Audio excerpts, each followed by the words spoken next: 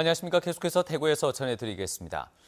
대구와 경북 지역은 오늘 대체로 맑은 날씨를 보였습니다. 낮 최고 기온은 대구 25.4도, 구미가 25.3도 등 25도 안팎까지 올라서 어제보다 높았습니다. 내일은 오후부터 흐려지다 밤부터 비가 내리기 시작해서 모레 오후까지 대구와 경북 지역 울릉도 독도는 30에서 80mm의 강우량을 기록하겠습니다. 내일 대구의 아침 기온은 16도, 낮 최고 기온은 23도에 머물겠습니다. 경상북도에 따르면 제18호 태풍 차바로 인해 경주에서는 한 명이 숨지고 한 명이 실종되는 인명피해가 발생했습니다.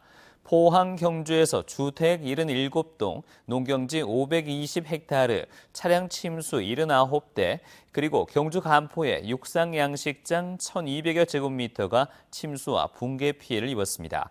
국도와 지방도 8곳, 지방하천 9곳, 소하천 2곳이 유실됐고 경주시 양남면 4개 마을 60가구가 단전돼 현재 복구가 진행되고 있습니다.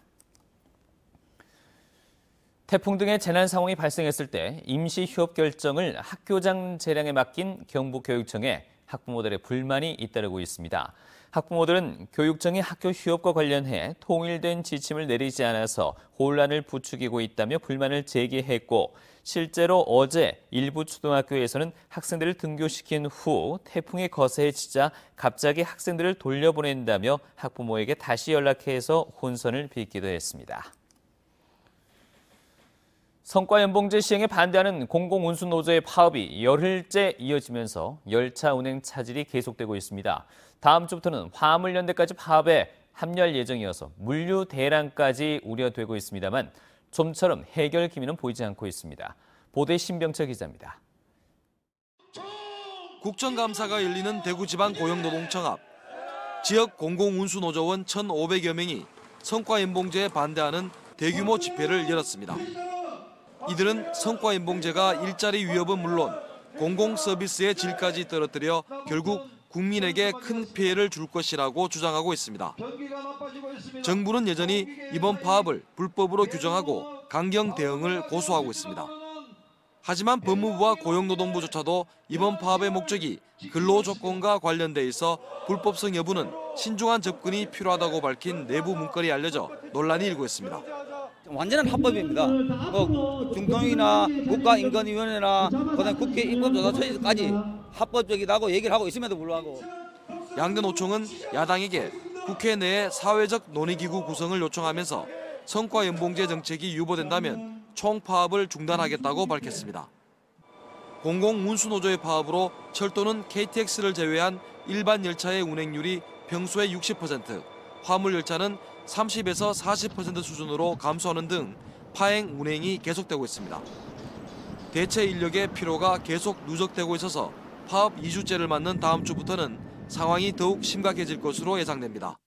실질적인 영업 차질이 생길 수밖에 없는 수송 노수량은 정상적인 형식 수준보다 17% 정도 줄었습니다. 오는 10일에는 공공운수노조 화물연대본부가 총파업을 예고하고 있어 물류 대란이 현실화될 것이라는 우려감이 높아지고 있습니다. MBC 뉴스 신명철입니다. 경상북도에 따르면 지난 8월 경북 지역 수출액이 34만 6,400만 달러로 한 해 전 같은 기간보다 0.5% 증가해서 지난 2014년 5월 이후 28개월 만에 성장세로 돌아섰습니다. 경북의 수출 주력 품목인 평판 디스플레이 제품의 단가가 상승했고 자동차 부품의 수출 증가, 그리고 중국, EU, 미국 등 주요 철강 생산국의 구조 조정에 따른 철강 제품의 국제 가격 상승 등이 요인으로 분석됐습니다. 대구지방검찰청 상주지청은 지난 4월 총선에서 예비후보 등록 이전인 지난 1월 상주시민 9명에게 16만 원 상당의 음식물을 제공하고 지지를 호소한 혐의로 새누리당 김종태 의원을 불구속 기소했습니다. 김 의원은 또 의정활동 보고서에 대구 K2 공군 비행장을 상주시 낙동면 낙동 공군 사격장터로 이전하려는 국방부 계획안을 백지화시켰다며 허위 사실을 공표한 혐의도 받고 있습니다. 영남대학교 노석균 총장이 최근 재단으로부터 학교 건물 신축과 회계상의 문제 등으로 총장 책임과 교직원 징계를 통보받자 소명했지만 재단에서 받아들이지 않자 오늘 기자회견을 갖고 사퇴하겠다고 밝혔습니다. 노 총장 사퇴와 함께 대학 본부 보직자 상당수가 함께 물러날 움직임을 보이고 있어 대학 운영에도 차질이 예상되고 있습니다. 임기 4년의 노 총장은 내년 1월 말까지 3개월여의 임기를 남겨두고 있습니다. 경상북도의회 도정질문에서 박용선 의원은 경북 지역 터널에 재난방송 수신 중계기가 국도에는 DMB가 한 곳도 설치되지 않았고 시, 군도는 7개 터널 가운데 라디오 DMB 모두 한 곳도 중계기가 설치되지 않았다고 지적하고 재난방송 수신 중계기 설치를 요구했습니다. 한편 배진석 의원은 경상북도의 저출산 고령화 담당 부서를 총괄하는 컨트롤 타워 시스템 구축과 14살 이하의 유소년 가구에 매달 10만 원을 지급하는 아동수당 도입을 물었습니다. 지금까지 대구였습니다. 고맙습니다.